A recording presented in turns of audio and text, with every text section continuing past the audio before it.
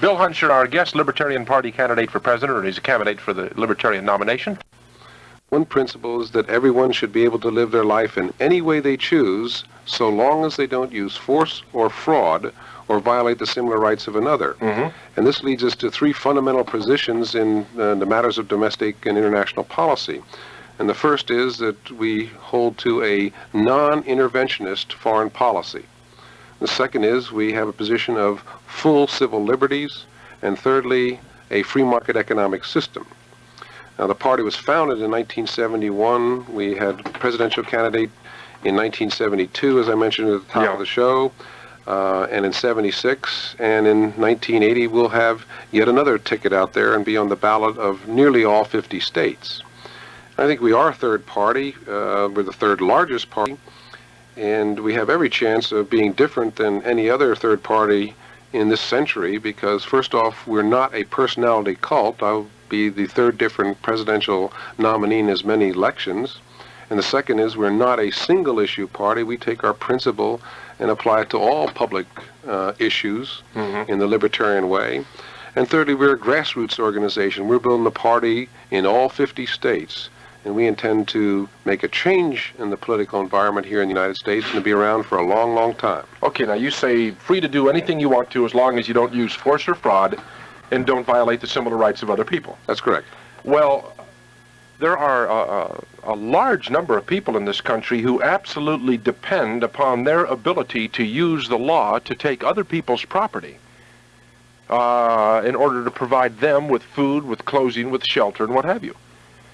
Now, if you start instituting libertarian policies and libertarian politics, and I would say that for somebody that lives in one section of Atlanta to use the government to take my money from me to pay for their house, they're using force against me. Indeed, they are. Well, what about that's going to cause some terrible disruptions in our social climate if we try to move in that direction, isn't it? The first task, the first thing that I will accomplish as president is to get our economic pie growing, because the politics of Democrat and Republican has been to quarrel over giving larger shares of a shrinking economic pie to whatever vested interest group is squawking at this moment in time. Yeah. And just within the last week, Carter took diesel fuel from the farmer in the Midwest to give it to the truckers, independent truckers, who were quarreling about lack of fuel at that time. And our economic pie in the United States is in a devastating shape. It is actually shrinking because it's only growing at the rate of 0.7% a year. And in my view, there is no reason why it shouldn't be growing at 10 to 15 to even perhaps 20% a year. Now, once we get the economic pie growing, we're going to have more and more jobs. And so we can begin to have the place that the people who are now in the welfare sector, the people who are on unemployment, and the millions of bureaucrats who are working in government to oppress our lives will have a place to go. So with a growing economic pie here in the United States, there's going to be a labor shortage, and we'll have no difficulty of moving people from the unproductive sector into the productive sector. Now, what about the will of the people? 67% of the people in this country favor socialized medicine, although they don't know it is socialized medicine. You talk about this return to taking care of oneself, the larger economic pie. A lot of people who have never had to have responsibility for their own lives are all of a sudden going to find themselves responsible for their own lives under a system like this. And these people, a lot of them, aren't willing to accept that responsibility. What are you going to do, force it on them? I think they'll have no alternative, because it's going to be so many jobs, the price of labor is going to be bid up, and they'll be much better off to go to work at $5 to $8 or whatever the number is an hour than to sit there and do nothing, because they're going to see others around them, their neighbors, their friends, getting into the productive sector and having the second car, or maybe even the first car in some cases, TV, vacation. What about those that just can't work? Pardon? What about those that just can't work, that there's no way they could participate in the system? I think that we have an enormous opportunity here by a growing economic pie and a reduction of taxes, of people having more real money in their pocket to employ the handicapped and the other people who are marginally employable in this time and in any age. Because I can see a day with a labor shortage such as we had in the 19th century, where we took all of the poor from Asia and from Europe, and we doubled and tripled our growth, and we had no unemployment. And I can see the day where a quadriplegic able only to blink once for yes and twice for no will be employed at the end of a quality assurance line in an electronics factory, for example. But I think this matter of the National Health Service is something that the American people had better wake up to. They'd better look at what happened in Canada. They'd better look at what happened in England, where an operation that we expect to have before this weekend in England takes 12 to 18 months sometimes, and sometimes you can't even get it. But the American public doesn't give a damn about that, Bill. All they see is the idea of free, quote-unquote, medical care, of the responsibility, excuse me, the responsibility of providing for your own medical care taken away from you. That's all they say. They don't really care about the wait for elective surgery. They just know that it'll be free and that they won't have to worry about paying for it. Well, they better learn a few basic principles that when something becomes absolutely free, there's nobody there to produce it, and that's what's happened in England. The surgeons and the hospitals and this kind of thing just won't produce it. And the second thing I think they better learn, even though Carter and Kennedy and whomever other versions of the bill are coming out are saying that the initial cost is 19 billion to 50 billion, depending upon how you're calculating it, is only the tip of the iceberg, because recent data has come out that the cost of their healthcare programs in 5 to 6 years' time is going to be $600 billion. Now, That's more than our budget right now. That is correct. Right on it. That's a devastating. And if you don't believe those data, just remember that they're going to give us all $2,500 worth of free, quote-unquote, medical insurance. Well, $2,500 times the 230 million people we have in the United States is about $600 billion. Now, if anybody out there thinks that our economy can support that on just a pragmatic basis, they are crazy, because that'll mean we'll combine that with the $534 billion budget that we already have. That means that we're over $1 trillion. That's over half of our gross national product. I think this is a disastrous area, and the lines ought to be flooded to Washington, to your congressmen, to your senators, saying, no, the cheapest medical costs will ultimately be in the free market.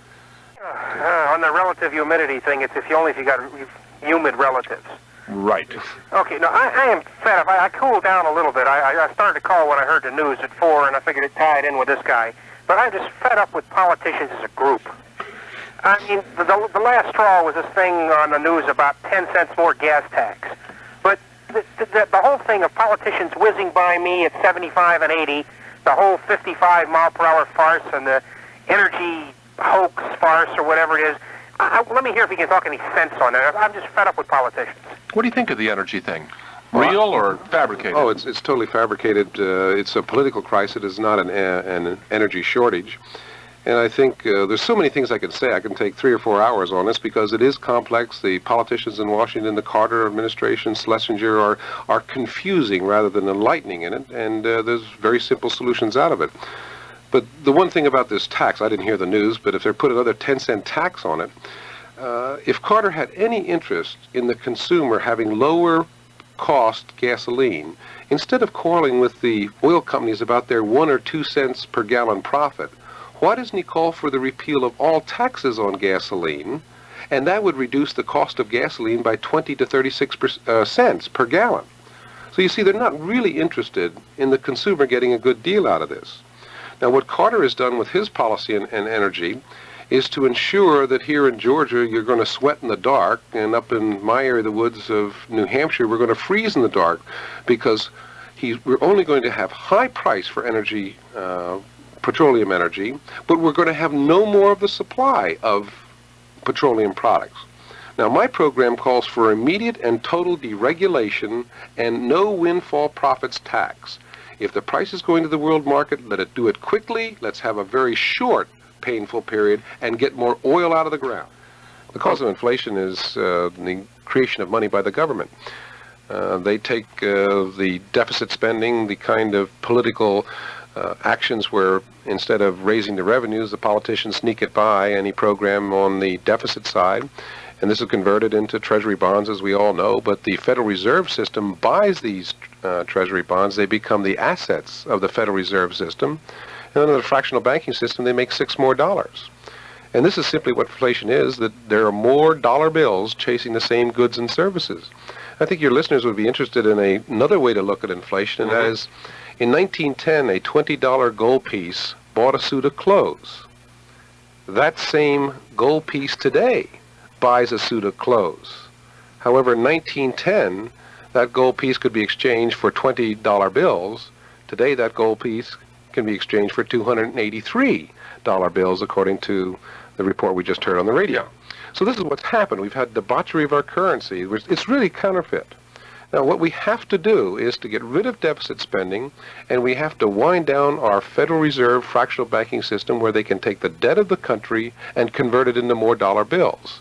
It's kind of like you're taking your phone bill and going down to the bank and borrowing money against your debt. We can't do that as private citizens, and the government has no business in the creation of money. And until we do that, we are going to be in these difficult situations where the old people, for example, people who've retired, retire in dignity after investing in savings bonds or whatever they've done. And in 7 years' time, at a 10% inflation rate, they're living in poverty. I think this is one of the most devastating and evil taxes that the politicians put on us, and it's high time we told the American people what inflation is, and we took the drastic steps to correct it. But the politicians want us to believe that rising prices cause inflation and rising wage demands cause inflation. Sure, it's the same as in the energy crisis. They want us to believe everything but what it is, because they can keep going, passing their expenditure programs and hiding it under the cloak of the deficit budget. And they don't want to know that what the true cost is. And inflation is not higher prices, not greedy labor people getting more, not the energy crisis, not higher milk cost at your corner drugstore or corner grocery store. It is simply more money printed by the United States government chasing the same goods and services, and that bids up the price. Okay, 261-9764, the number. You're on Ring Radio. Hello. Yeah, I'm a young guy, and I see my paycheck every week, and there's a big chunk of it taken out in Social Security, which I think I'll never get back. I just wonder what kind of solution they have to the Social Security mess. Well, I'm pleased to answer that. I have my solution to the Social Security mess is to recognize that there's 35 million people out there who are living and practically only existing on their check that they get every month in their retirement. Now, what I propose to do is to make sure that everybody who is currently retired continues to draw their benefits throughout their lifetime.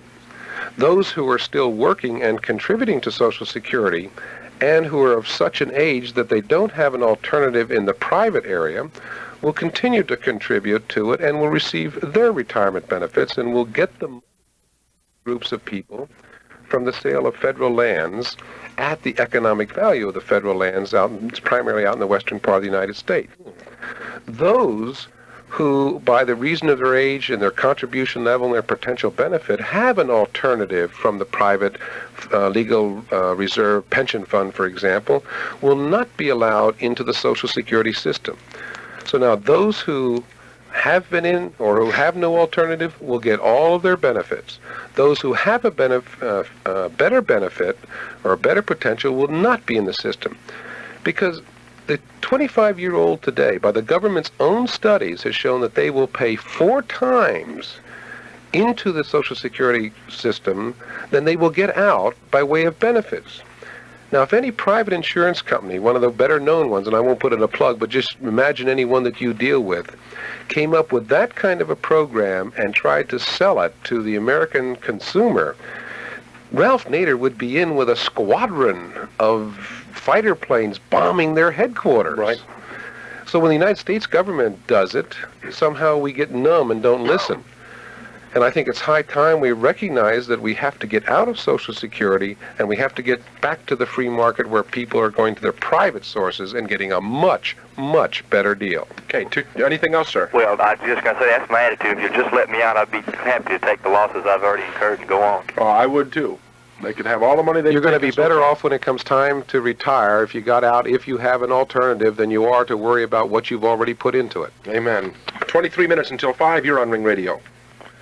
Am I on? You're on Ring Radio. I would like to contradict the gentleman that was speaking about the Canadian insurance.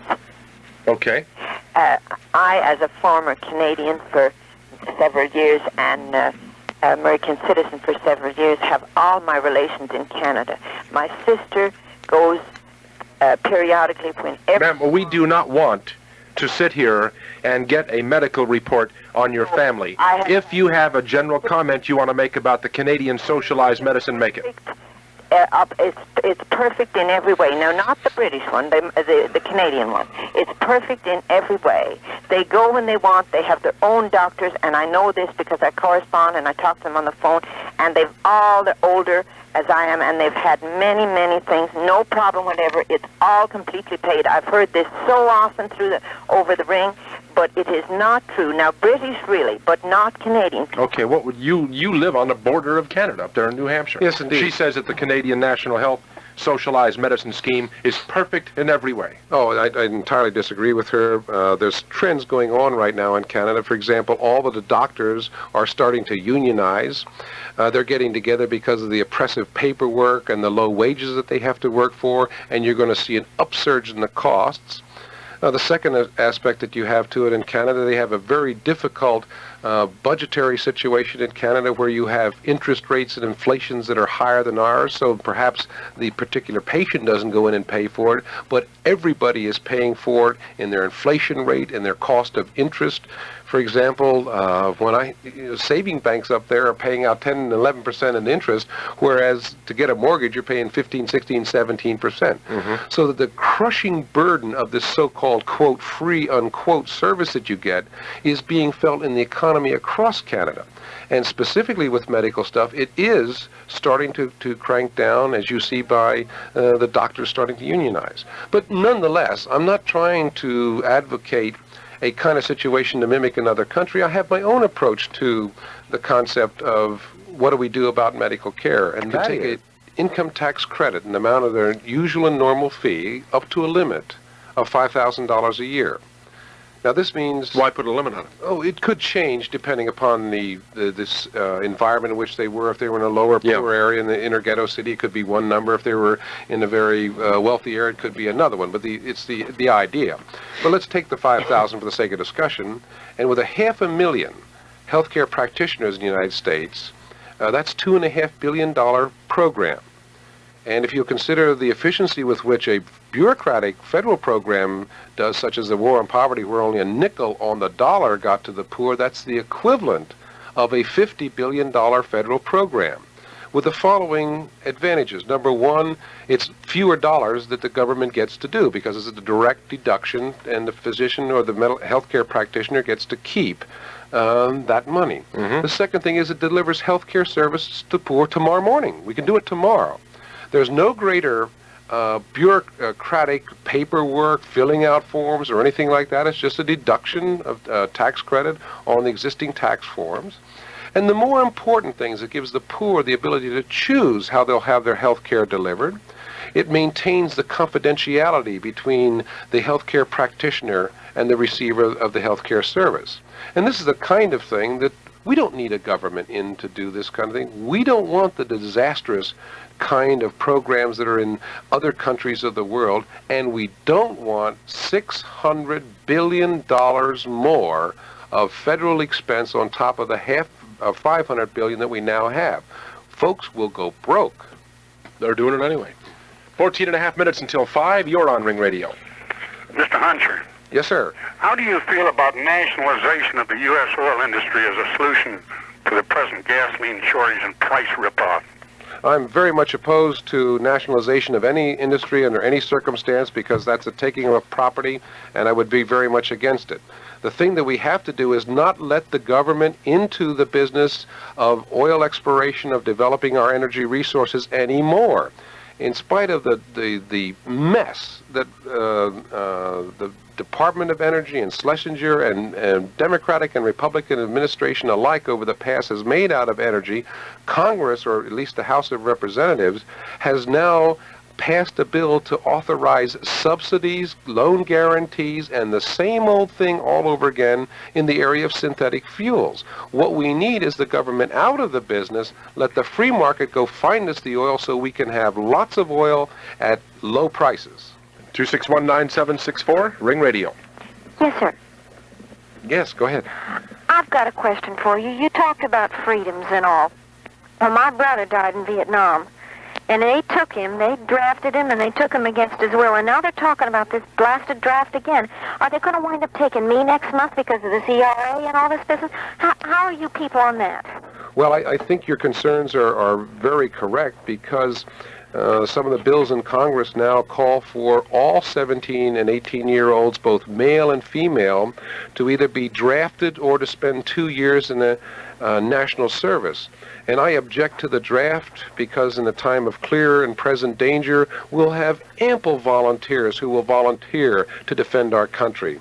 And I object to the matter of national service because that is penal servitude. And what we need to do is to give our children 2 years of a good stiff shot of freedom. And so we are very opposed to the draft. We are opposed to the registration. If I am president, we will have neither a draft nor a registration. We will have a strong defense through a volunteer army who are well paid but far lower in numbers than the 2.1 million men, army, and military that we have scattered all over the globe. Well, all right. It's just, I love my country. I'll protect my country, but I don't want to go fight in one of these trumped-up wars overseas someplace. Well, are you getting to the point now that you'd go fight in Saudi Arabia? I don't want to. I don't care what they do over there. Well, I think there's one point here that we have to strike down. Kennedy and some of these other people have said that our American youth are a natural resource of the United States. I'll be damned if I'm anybody's resource. You betcha. And I will not consider the American youth in our country a natural resource to have their guts blown out as cannon fodder in some remote jungle somewhere. You know, when you hear Kennedy talking about the natural resource we have in our youth, then you have to start thinking of all the wonderful ways that that Prince Ted can come up with to harvest that natural resource. Well, he has another thought I think I might share with you and your listeners, is that he considers a tax reduction an expenditure of government. Well, that's not just Ted Kennedy. That is IRS code. Well, I'm shattered to hear that. I just thought it was Kennedy. It is IRS code. You look in the code, and they refer to deductions for children, deductions as tax expenditures. The government's attitude is that everything you earn is theirs, and that which they allow you to keep is a government tax expenditure. Well, this is how far we've come, and I think it's high time that we reverse this thing, because it is our rights, a few of which we give to the government to protect our commoners. It's not the government that gives its rights. We work to have money for our... Let me ask you a quick question. A yes or no answer going into this break, and then answer it when we come out. Is the United States a democracy? No. Is it supposed to be? It's supposed to be a republic. Ah, guy's got some brains. Back in a moment. You have listened over the last years, and you have heard a former governor of Georgia sit in the very chair that Bill is sitting in right now and speak over the very microphone and sound not 1/10 as intelligent as Bill. I'm not trying to blow any smoke at you, but to listen to a guy that, well, if you people disagree with him, you sure done a damn poor job of calling up and challenging him on any of his beliefs. But at any rate, the people of Georgia, Bill, I have the ultimate confidence in them again. They'll vote for peanut brains again before they put anybody in there with sense. Well, I don't believe the voters of the United States are as politicians have treated them, and that is getting stupider and stupider every year, because they treat them dumber and dumber every year. I think if there is the opportunity for the voter of the United States to hear the libertarian alternative, they will come to us in droves, because they have to know that things are getting worse and worse domestically. They're getting worse and worse internationally. When has there been the last success in the international scene with all this foreign policy The last money? American success? Yeah. 2 of them. 1969, landing on the moon, okay? And the Mayaguez. Those are the only 2 things that this country has done internationally that were worth a damn, and both of them were short-lived. You betcha. So the people are concerned, and I see around the country people lashing out. It's ill-focused. It's not directed, it's not cohesive. But Proposition 13, the Balance the Budget Amendment, the various tax initiatives all over the country. And we're the only party who's saying that the best government is the least government. We're the only party that's saying the government is not the solution, it's the problem. And as soon as we get the message out, we're going to have many, many votes, and I think the United States is going to reverse by 180 degrees its plunge into the abyss of socialism and controls and statism. Well, I'm glad you're an optimist. And I hope you are right. Consider the alternative if I'm wrong. All right, let's squeeze one more quick call in before we go. Go ahead. Yes. Mr. Hunscher, you referred to a non-interventionist foreign policy. I did indeed. How would this be different from isolationism?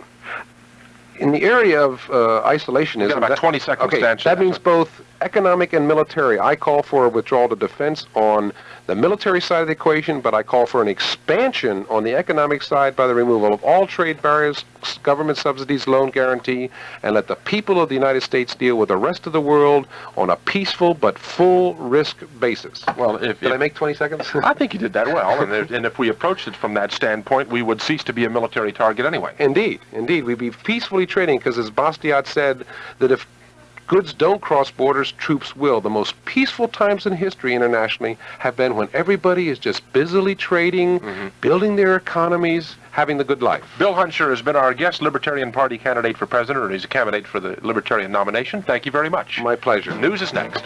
England.